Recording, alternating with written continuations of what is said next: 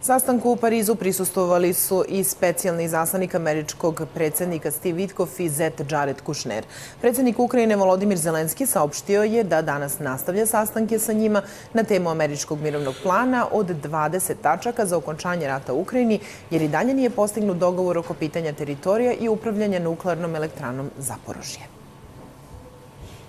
A naši naredni gosti su predsjednik Slovenske nacionalne stranke Zmago Jelinčić, koji nam se javlja video vezom. Dobro jutro i da li se čujemo? Dobro jutro, čujemo se lepo. Odlično.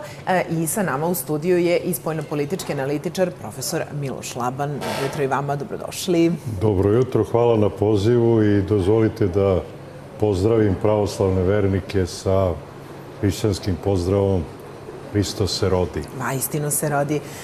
Evo, možemo da počnemo, na primjer, sa gospodinom Jelinčićem, s obzirom da nam se javlja putem video veze. Gospodine Jelinčiću, Francuska i Velika Britanija su najavile slanje vojnika na teritoriju Ukrajine ukoliko dođe do sklapanja mirovnog sporazuma. I ovo su juče u Parizu najavili Macron i Starmer nakon sastanka koalicije vojnih. Sad postavlja se pitanje koliko je realno očekivati da na ovo pristane Rusija? Prvo, ovo što sprema u Europskoj uniji, što spremaju Francuzi i Englezi, to nije ništa. To je samo priča za malu decu i iz toga ništa neće ni biti. Jer Rusi su rekli, nema više razgovora posle onog napadaja na rezidenciju ruskog predsjednika Putina. Od tada je situacija potpuno drukčija. Nema više razgovora, nema više nekih primjedbi sa strane Ukrajine ili sa strane Europske unije. Europska unija se ne uzima kao ozbiljan partner, nego je kao neki mali pas koji laje na velikog medveda, ništa više. Europska unija se raspada jer su počeli sad i Finci i ostali, pa čak i Poljaci, da nekako povlače se iz onog agresivnog napadaja na Rusku federaciju, nego sad su već glasine od finskog predsjednika da je potrebno da se sedi, da se razgovara i da se dođe do nekog rezultata. Tog rezultata Europska unija neće, jer dok traje rat, Europska unija, a pogotovo Brisel i van der Leyenova i oni ostali Englezi, pa Francuzi i Njemci, mlate veliku lovu. I to im je jedino bitno. To je jednostavno da Europa nema više pozicije, ne može da sprema bilo kakve razgovore i ovi razgovori su samo ništa od ništa. To je kao sada snijeg koji pada pa onda nestane. Tako će nestati i Europska unija i svi ovi razgovori. Evo da čujemo i vašeg sagovornika, gospodine Laban. Čuli smo Steva Witkoffa koji je na čelu američke delegacije za pregovore i on je rekao kako je koalicija vojnih uglavnom završila bezbednosne protokole. Kad čujete ovo, šta to znači? Da li je privođenje rata došlo, da kažemo, do završetka? Pa sigurno da je to gotovo, da je to jasno potpuno, da je ne samo Rusija pobedila, nego da će Rusija diktirati mirovne uslove. Jer od uvek je tako i bilo, pobednik u ratu diktira mirovne uslove, a ne pobeđeni. Tako da iz tog ugla gledano potpuno slažem s gospodinom Jelinčićem i dodao bi, postavlja se pitanje šta je u ovom slučaju uopšte Evropska unija. Mi vidimo da su to podele, da oni uopšte nemaju jedinstven stav, da čak i oni koji nešto kažu danas menjaju sutra mišljenje. Znači, očigledno Evropska unija tu nema više jedinstvenu politiku, jedinstven pristup i posle svega što se u posljednjih nekoliko dana izdešavalo u svetu vezano oko Venecuele, sve je više jasno, čak i Nemci, nemački funkcioneri daju izjave da je potpuno jasno da Zapad više nije jedinstven, da ima dva krila koja pitanje u kakvim su odnosima. I to je ono što smo sad mi svi suočeni koji silom prilika geografski nalazimo se u Evropi. Neki su članice Evropske unije, Mnogi sada razmišljaju o tome da li im je to i dalje dobar put ili bi trebalo da razmišljaju samostalnije, kao što je to već učinio Viktor Orban, kao što već Fico čini, kao što Babiš, koji se sad malo manje čuje, ali i on isto misli.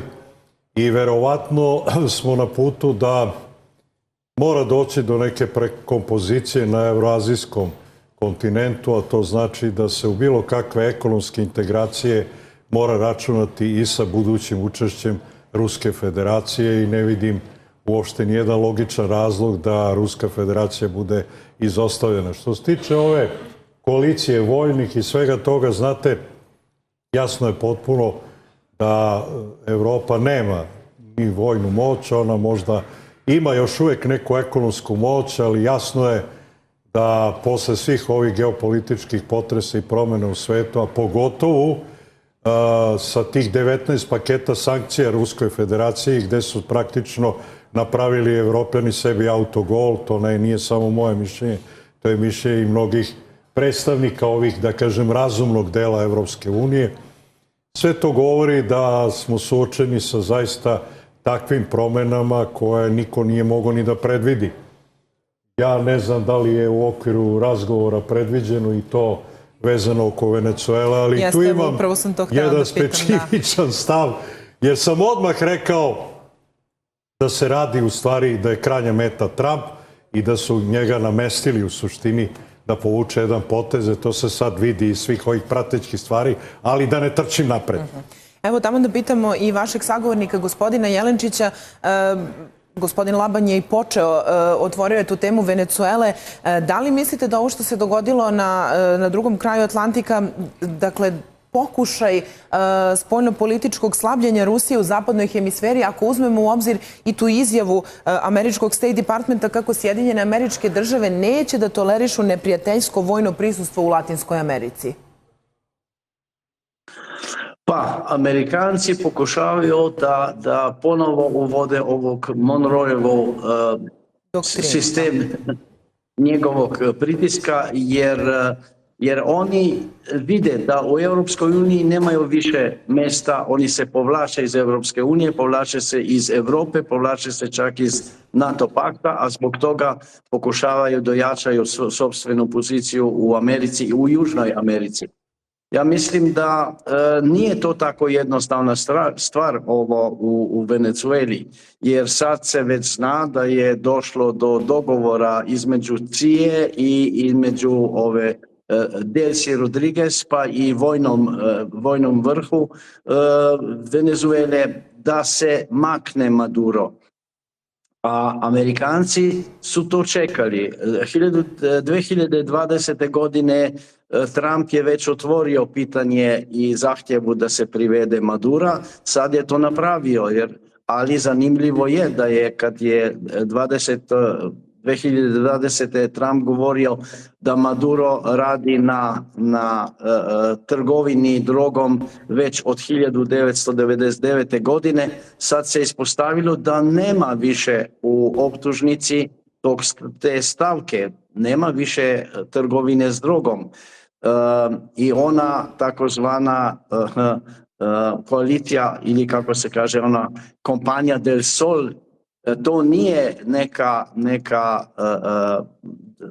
udruženje nekog ovih koji trguju drogom, nego su to ljudi u Venecueli izmislili jer vojna lica imaju u oznakama ove kao sunce, a to Del Sol to znači od sunca. Znači to je to. I sad ne znam kako će biti to sve u New Yorku na onom sudu, jer ne znam, teško je reći šta će ostati. Ostalo je samo terorizam, a to je opet pitanje kakav teroristički akt je napravio Maduro u Americi i tako dalje. Znači, to je velika zavrzlama koju će Trump teško će izvaditi se iz toga. A sa druge strane, u Venecueli može doći i do građanskog rata. Jer ova pozicije, vojne pozicije, pa i političke pozicije više manje su ostale. A ova Delcy Rodriguez, ova koja je sad umjesto Madura kao predsjednica Venezuele, ona je u početku rekla da neće da surađuje sa Amerikancima, a sad surađuje sa Amerikancima i rekla je da će surađivati. A Amerikanci opet kažu, mi ćemo srediti sve u Venezuelu. A šta će srediti?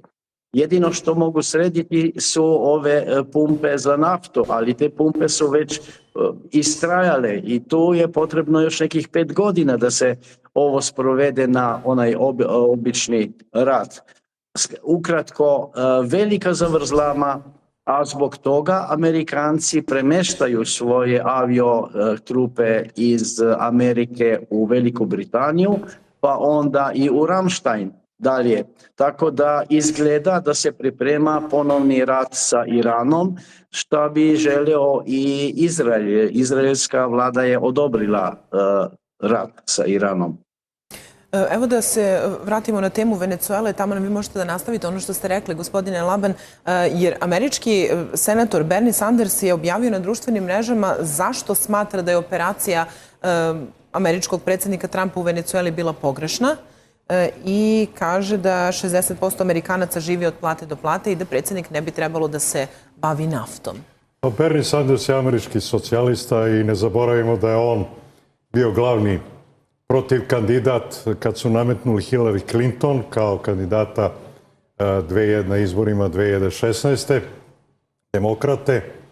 Tako da posle ovog debakla koji je doživjela ta struja u demokratskoj stranci iza koje po meni stoje ti krugovi koji žele pošto poto da izazovu nuklearni rat.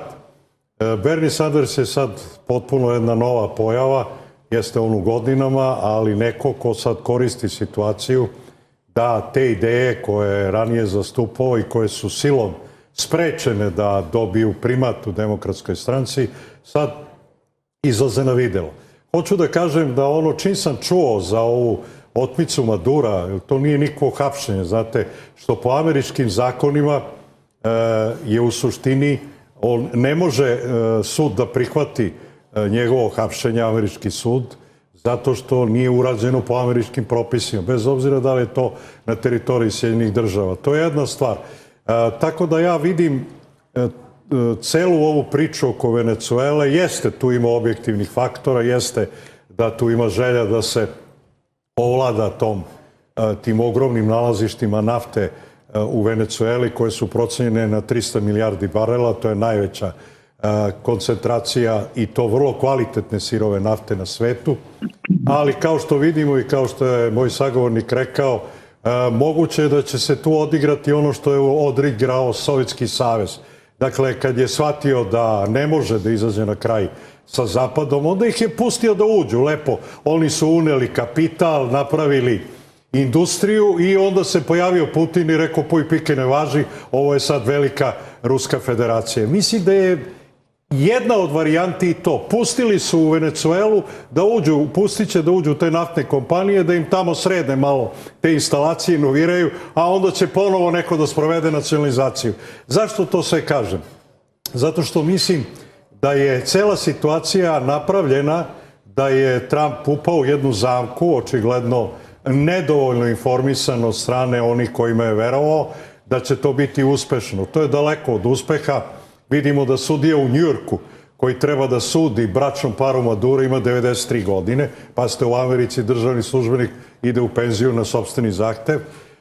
On već vodi 2 procesa 3 godine koji su malo zaustavljeni jer je Trump izabran za predsjednika Sjedinjenih država. Oba procesa su protiv Trumpa i vidimo da je ono što je malo popularisano jer ide ta mantra o velikom uspehu te operacije Delta Force.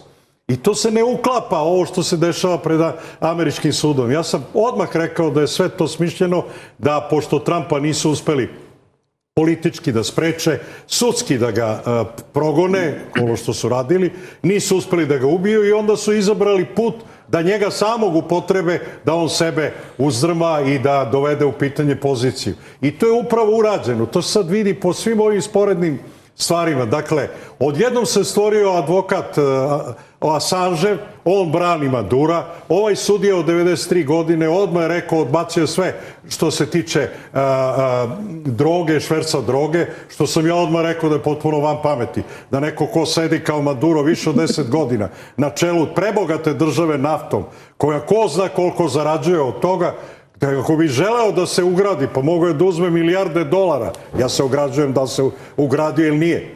A ne da tu sa pilićarima uličnim, nekim kao švercerima koji idu nekim čamcima i potpuno je neuverljivo da vi onim barkama iz Venecuele krećete 2500 kilometara preko okeana, da švercujete to na obalu Sjedinjenih Država. Pa logično je da to ide iz Meksika ili barkama ili preko kopna. Tako da se vidi da tu puno toga ne stoji. I ono što bih rekao, ovaj aktualni državni sekretar, nisam siguran da će ostati na tom mestu, jer mnogi kažu da on u stvari je arhitekta cele operacije, onda Trump kad je to osetio, on je njega imenovao kao kolonijalnog upravitelja Venecuele koji nema nikakve poluge, jer svi znamo da američka vojska nema kapacitete da uđe u Venecuelu, jer bi do sad ušli kad bi to mogli. Sve su to pretnje, a bombama ne možete ništa da postignete dok vojnička čizma tu ne kroči, pogotovo ne možete upravljati jednom državom koja već ima preko četvrt veka tradiciju čavizma, a to je praktično novija verzija onoga što je bilo na Kubi, kad je Fidel Castro 59. se iskrcao njih 11 u Sierra Maestri i za godinu i po dana oborili Batistu, najurili američke kockarnice sa Kube i malo ljudi zna da je Las Vegas posle napravljen jer su izgubili na Kubi taj centar kocke i kockarnice. Tako da kad pogledate sve to, Kuba koja je uz nos Sjedinjenim Državama, evo, 60 godina i više, oni ne mogu da promene taj režim na Kubi. Teško to može i u Venecueli da se uradi. Ta priča koja je lansirana, gospodin Jelinčić je to prihvatio, ja sam skeptičan da je Delcy Rodriguez se dogovarala i razgovarala. To je ona što sad kao prihvata na rečima šta će biti. Međutim, činjenice su da je Kina 60 milijardi dolara uložila u infrastrukturu i istraživanje eksploatacije nafte. Pa neće Kinezi od toga odustati. Videli smo i priču o Panamskom kanalu, kako će biti oterana Kina. Nije to uopšte tako jednostavno. I pretpostavljam da je Rubio, državni sekretar, da ga je Trump imenovao kao kolegu upravitelja, upravo što zna da on neće to moći da uradi i to će biti razlog da se promeni državni sekretar. Jer Rubio, za razliku od J.D. Vansa i te ekipe, nije u suštini izvorno deo ekipe Donalda Trumpa. On je jedno kompromisno rešenje, on je neokons, što bi rekli u tom smislu, treba imati u vidu. I ova izjava koju je dao i Bernie Sanders i sve ostalo pokazuje da je Trump sad upao u velike probleme, a da ništa neće uspeti da uradi. Jer vidimo koja je sad hajka. Evo, čak moram da pozdravim što su ovi u Evropskoj uniji doneli odluku da se poštuje suverenitet, teritorijalni integritet. Znači, Kosovo i Metohija će biti primljene u Evropsku uniju zajedno sa Srbijom, odnosno kao deo Srbije. Ja to tako razumem. Oni misle da će to sad da se samo ograniči na Grenland i ostalo, ma neće. Tu ne može da se napiše pojedinačni slučaj. Jeste doneli odluku savremenu da se poštuje? Pa onda morate da poštujete integritet Srbije. Znači, padaju svi oni uslovi da Srbija mora da normalizuje odnose sa Kosovom, takozvanim. Znači, bit će ono što je bilo i sa Kiprom. Mnogi ne znaju, samo ovo da kažem, mnogi ne znaju da je Kipar nije ušao turski deo Kipra. Turski deo Kipra je samo prateći ovo što sad Turci kontrolišu decenijama, zajedno sa grčkim delom. Grčki deo je ta republika Kipar koja je ušla u Evropsku uniju. To će isto biti i sa Kosmetom. Tako da ja to sve to vidim. Situacija što se tiče naše zemlje, mislim Srbije, se povoljno razvija. I meni jako drago da gostujem sa gospodinom Jelinčićem, za koga sam odavno čuo i mnoge njegove stavove delim mišljenje. To je prilika da me čuje izvorno. Jer Slovenci i Srbi nemaju nikakav razlog da ne budu veliki prijatelji. Tako je. Dakle, idemo na reklame pa ćemo da nastavimo razgovor.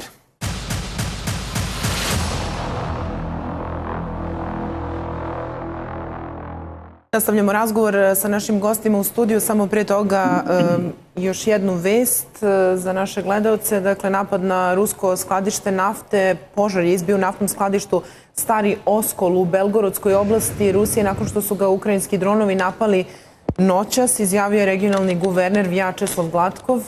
Stanovnici Starog Oskola su prijavili požar van grada kasno uveče 6. januara i tvrdili da gori lokalno skladište nafte, prema izveštaju ruskog novinskog kanala Astra. Svedoci su objavili fotografije i video snimke velikog požara na tom mestu na društvenim mrežama, a kasnije Glatkov potvrdio da je dron napao skladište nafte. Kao rezultat detonacije nekoliko tenkova se zapalilo na licu mesta, rekao je Glatkov, a vatrogasci gase požar i čini se da nema žrtava. Gospodine Jelinčiću, evo pitanje za vas da nastavimo. Malo pre pomenuo gospodin Laban Kinu u nekom trenutku, da se vratimo malo na temu Rusije i Ukrajine. Dakle, ako je Ukrajina za Rusiju centralno pitanje, kako bismo onda mogli da shvatimo poprilično oštar ton Kineza na Savetu bezbednosti kada se je raspravljalo upravo o ovom pitanju? Pa Kinezi razmišljaju u dva pravca. Jedan pravac je interes Kine kao države, a drugi pravac je prijateljstvo sa Ruskom federacijom i sa pomoću Rusiji. Jer Kinezi znaju da je potrebno da se Ukrajina, da Ukrajina nestane, jer oni trebaju da i daju udarac i Evropskoj uniji, jer Evropska unija izuzetno jako radi protiv Kine, namešta carine i sve ostalo i sad je čak su pripremili neki ugovor da će biti i sve manje pošiljke iz Kine koje su do sad bile bez plaćanja carine. Ovo će se plaćati po 3 eura za svaku pošiljku. Znači, malo po malo Evropska unija gura prst u oko Kini i Kina ona mora na svoje interese da se brine za sopstvene interese. Ali ipak, ja mislim, Kina je najveći prijatelj Ruske federacije i Kina neće posustati u tom pravcu. Kina zna da je potrebno da se Ukrajino gurne na stranu, da Rusija preuzme obalu Crnog mora i da onda Kinezi imaju i po tom pravcu nekako dostup do Rusije. Ja mislim da Kinezi dobro znaju šta je potrebno, šta nije potrebno i zbog toga i jesu dali ovaj šamar Evropskoj uniji, pa su dali šamari i Ameriki a sa Rusijom surađuju. Pogotovo jer surađuju i sa Severnom Korejom i to je sad neki vezni člen Ruska federacija, Severna Koreja, Kina, a iza toga stoji i Indija. Da ne govorim o državama BRICS-a. Jasno. Gospodine Laban, koliko je ovaj rat u Ukrajini možda suzio ruski manevarski prostor u svetu? Čujemo, NATO otvoreno tvrdi kako je Rusija strateška pretnja evroatlantskoj bezbednosti. Sa druge strane čujemo iz Moskve kako oni vode egzistencijalni rat. Pa da vam kažem, rekli ste NATO. Sad očigledno imamo dva NATO-a. Imamo Sjedinjene države, Trumpove, koje svojim potezima, naročito ovo što prete preuzimanje Grenlanda, što je malo ostalo nejasno u medijima. Pa pazite, taj Grenland ima oko 30.000 stanovnika, možda 50 sa onima koji su trenutno tu borave. To je nešto malo veće od Gaze uz obalu, jer je to teritorija ledena pustinja od 2 miliona kvadratnih kilometara i tu sad imate jedan mali pojas, po njemu nazive Greenland, znači Grenland, zelena zemlja, i tu je praktično celo stanovništvo smešteno, zahvaljujući Golfskoj struji koja to udara na obale Grenlanda. Amerikanci tu već imaju vojnu bazu, dakle, postaje se pitanje šta to znači preuzimanje Grenlanda. Pa njima treba međunarodno priznanje. Zašto? Zato što je njima, Sjedinjenim državama, je potrebno da Grenland bude deo Sjedinjenih država, da bi one imale prava da izađu mnogo šire nego s onim malim delom Aljaske kojim izlaze na arktički krug, jer sad nastaje borba za arktičke resurse. Rusija koja obuhvata 180, pola kruga od onoga celog kruga. Jer ne treba gledati ove karte iz krajnjeg srednje veka da je Evropa ogromna, a ovi drugi mali, one pakovane, pravouglane karte. Treba da izađete na Google Earth da vidite zemljinu kuglu. I sad kad pogledate odozgo taj severni pol, onda se vidi koji deo Arktika zauzima Rusija, a koji deo zauzimaju Sjedinjene države. I prirodno je to što oni hoće da preuzmu Grenland, pitanje je kako će to uspeti. Jer očigledno nisu ni ovi u Evropi koji više nemaju tako dobar odnos prema Sjedinjenim državama i vidimo sve više se to menja. I naravno ono što meni takođe pokazuje da Evropska unija polako nestaje, to je ta činjenica da je sad Starmer kao premijer Velike Britanije, praktično sad Britanija se vratila nezvanično u Evropsku uniju. On je svuda tu. Tako da vidimo neke nove podele. Što se tiče Kine, Kina je poznata po toj mekoj moći. Oni jednostavno ulaze svuda preko te svoje robe, preko koja je jako konkurentna, jer kad pogledate od tih mobilnih telefona koje svi nosimo, ja mogu da kažem, praktično vi nemate telefon, osim Samsunga koji se pravi u Južnoj Koreji, skoro da nemate telefon koji nije napravljen u Kini. Sad, da li je to brend američki, da li je brend francuski, da li je brend engleski, ja imam Honor, inače Kobayagi, to je britanska firma, međutim sve je to napravljeno u Kini. Kina, znači, ide nezadrživo, njih ima 1,5 milijardu, sigurno je ekonomski sad prva sila na svetu. Naravno, oni se trude i vojno da ojačaju, pokušavaju sad provokacijama oko Tajvana da ih uvuku u neki sukob, ja lično nisam mišljenja da će doći do toga, nego bit će ono jedna zemlja, dve države, kao što je bilo sa Hong Kongom. Što se tiče sada odnosa Evrope prema Kini, mislim da je to isto velika greška, kao što je greška sa Ruskom federacijom, kad su uveli sankcije, a u stvari te sankcije su više pogodile Evropu nego što su pogodile Rusiju. To se sad vidi, to su činjenice. Ja se zaista nadam da će u Evropi preovladati suverenistički tokovi, da će AfD dobiti vlast u Nemačkoj, da će Nigel Farage da pobedi u Velikoj Britaniji, da će Marine Le Pen i onaj Mélenchon, sad forsiramo Marine Le Pen jer ona je, da kažemo, neka desna varijanta, ova je neka leva varijanta, mada treba biti vrlo oprezan kad su te podele u pitanju, da će doći potpuno neki novi vetrovi u Evropi. Naravno, ova Giorgia Meloni, koja se pridružuje tim tokovima, naravno u interesu, pretpostavljam, održavanja jedinstva u Evropskoj uniji, ali čim se to promeni u ovim ključnim zemljama i ona će se njima pridružiti.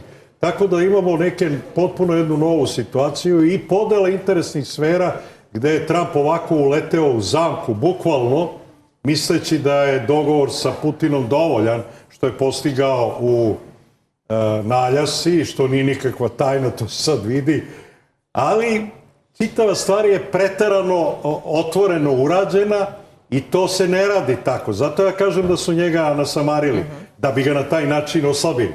Zato što u svoje izvinjenje, naravno i Trumpu i Sjedinjenim državama, zbog ovog izraza. Ali znate šta? On je sve to mogao da postigne i na jedan drugi način. Znate, ono tiho potkopavate vlast koja vam se ne sviđa, parama, novcem, kupujete, posle toga dođe do nekog vojnog stavu suda u Njujorku, čiji guverner je rekao da je ovo zločin što je urađeno u Venecueli, pazite, a sudi se u Njujorku, a sudija ima 93 godine, znači uopšte nije podložan nikakvim uticajima, jer ja koji imam mnogo manje godina od njega, pa kad gleda da me neko ucenjuje, ba dobro, došao sam se naživao, ali nećete sa mnom manipulisati. Pogotovo s čovekom od 93 godine.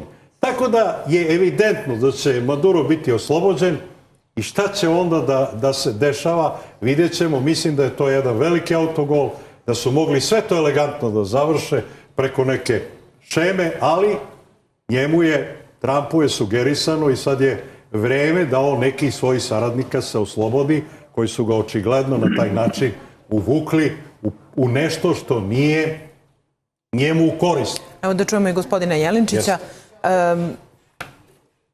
Evo jedno pitanje za vas. Dakle, šta možemo da očekujemo od teksta ovog mirovnog sporazuma u Parizu? Kome je to trebalo Zelenih se sastala, kaže da su zadovoljni tim završnim tekstom za mirovni sporazum. A opet sa druge strane imamo i to pitanje Grenlanda u Kopenhagenu, sve su teme bile iza zatvorenih vrata. Šta vi mislite, kako će Evropa da reši sve ove probleme? Ovi razgovori u vezi upišta, to svake toliko imaju neke razgovore, svaki put kraju, že prvi koji se ne slaže sa time je Zelenski koji kaže dobro, ali ja neću da opustim sve ono što ja hoću, da imam i da dobijem i tako dalje. Onda isto ovaj razgovori da će se povećati vojne sile Europske unije. To je glupost. Neće se. Nema ni novca, nema ni resursa, nema ni vojnika.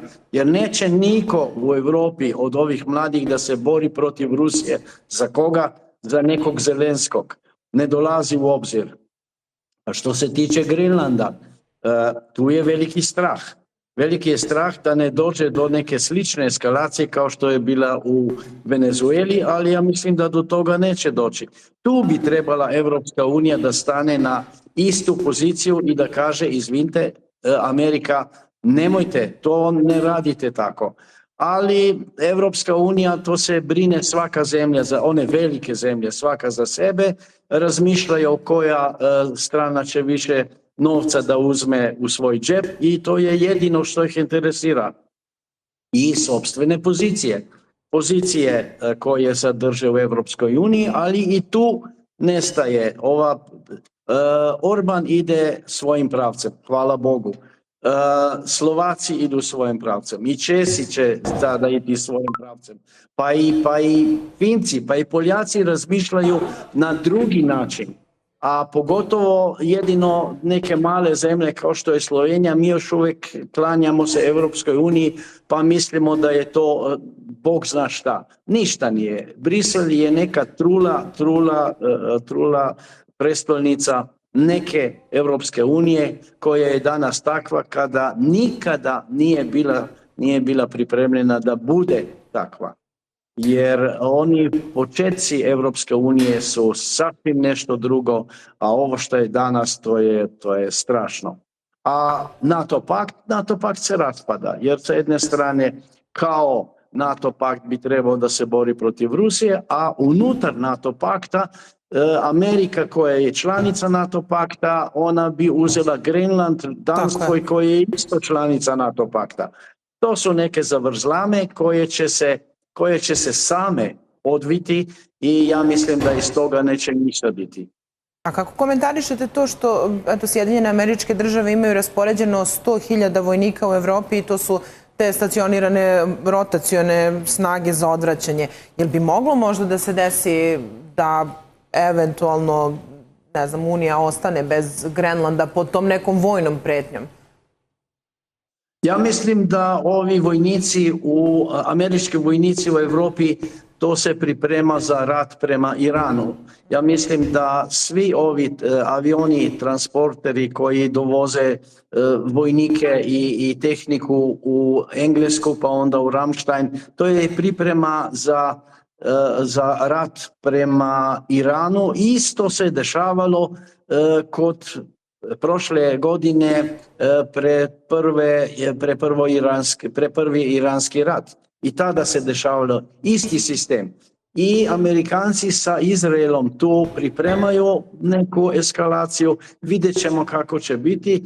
Neki razmišljaju da će se to desiti otprilike za mjesec dana ili mjesec i pol, a ne bi bilo lijepo da se to desi. Ali ja mislim da sa druge strane Amerika je spremna i da povuče vojnike, sopstvene vojnike iz Europe i ovi brojevi vojnika Amerikanaca u Europi to su samo privremeni. Ja mislim da ako dođe do rata u Iranu, oni će biti prebaceni tamo, a ako ne dođe, onda će se vratiti za 2, 3, 4 mjeseca u Ameriku.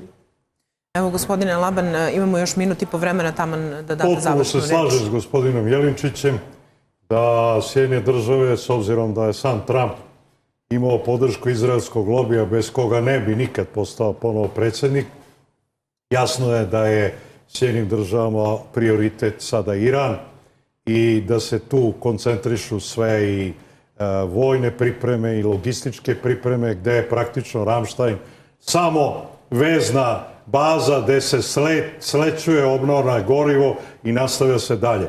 Tako da se slažem s tim. Sad ono što je realna opasnost, Iran posjeduje, ako dođe do ugrožavanja egzistencije Irana, Iran posjeduje balističke rakete, moguće i sa nuklearnim bojnim glavama, koje su hipersonične, i moguće je da on uzvrati upravo na te evropske zemlje koje daju logistiku za napad na njega.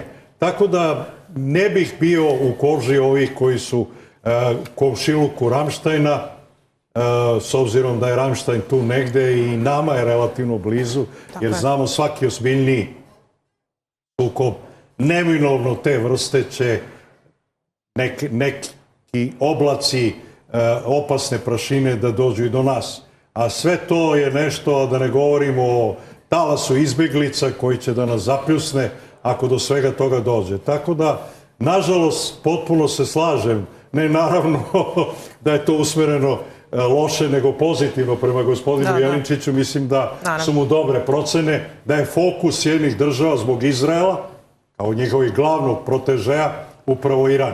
I da tu treba očekivati dalje događaje, a šta će dalje da bude, ne znam, s obzirom da je tu i Kina zainteresovana, jer pored Venecuele i Iran je jedna zemlja koja se velikim delom snabdeva Kina energentima, jer Kina nema svoje energente, ima nešto naravno, ali to je minimalno, ona ima ogromne zahteve za energentima, tako da ni Kina na to neće gledati lepo. Vidjet ćemo šta će biti. Ja se bojim da ne dođemo ponovo do zaista trećeg svjetskog rata. Mnogi o tome pričaju. Ja to ne bih voleo, ali nadam se da će bar ovaj deo Evrope koji predstavlja bivše Jugoslavije, tako moram da kažem, biti pošteđen. Nekako geografski više nismo tu, kao što smo ranije bili. Eto, nemamo više vremena. Hvala vam mnogo. Hvala vam, gospodine Laban. Hvala i vama, gospodine Jelinčiću, na izdvojenom vremenu i što ste govorili za naš program. Hvala.